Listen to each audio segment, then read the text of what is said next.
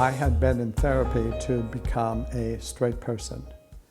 And part of the therapy was to date women, and I found actually a very, very beautiful, very talented woman, and had a wonderful, successful relationship with her. And though we weren't married, we were contemplating it, and I would spend weekends in her apartment in Boston. And one weekend, she was a law student, she was off at the library studying, and I picked up the Phoenix.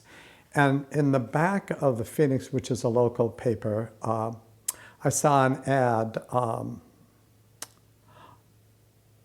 you secretly attracted to men? Why not make an appointment with the Homophile Community Health Service? And there was something about that ad, and certainly I did not mention it to her, but Monday morning I called and made an appointment, and I got an appointment with a therapist there who was a psychologist and also a Christian brother. It was quite important for me that he was Catholic and a religious person. It made it easier to talk to him, especially because I felt that I had given this a great shot, you know, and it had been years that I was trying to change my orientation.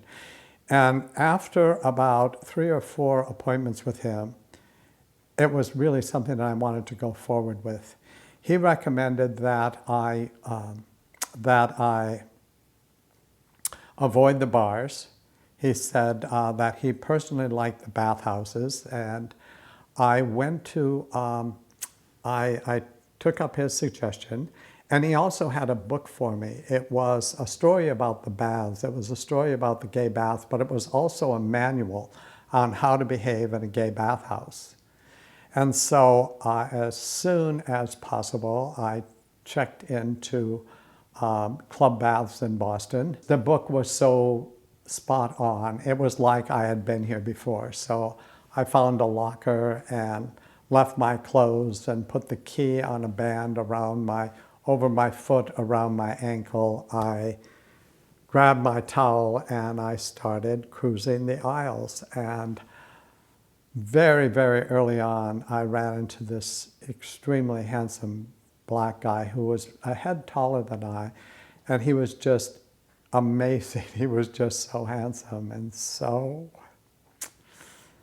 he was such a sweet man. And he asked if I he asked if I had a room, and I said, no, I don't. He said, would you like to come to mine? And I said, yes, I would. And so he was so gentle, so affectionate, and it was the first time I had ever touched a man, and certainly just a fabulous feeling. And then as I got more and more aroused, and as he did, I said, you know, I have something I need to tell you. I've never done this before with a man. And he said, oh my God.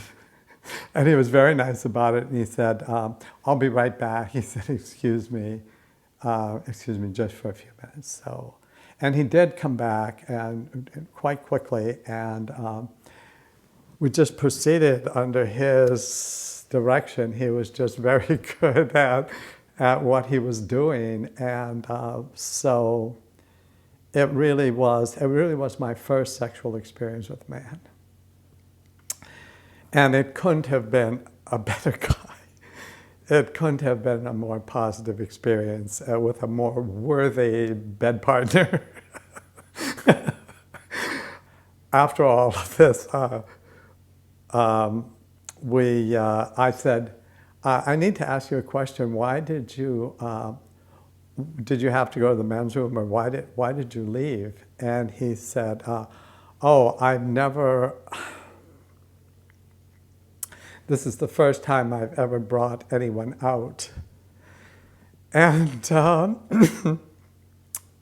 said it's a real privilege, you know. This is such a privilege for people like me. And he said, I wanted it to be a positive experience for you. And so I had to talk to my friends because I've never done this before. So I don't know what they said, but it certainly worked. It certainly was positive. And yeah, I never saw him again. I didn't know enough to ask for phone numbers. I didn't know enough to set up a date. And I often went back on a Friday night hoping that I'd run into him again. I never did. Maybe he was from Montreal, who knows? Anyway, it was a great first time.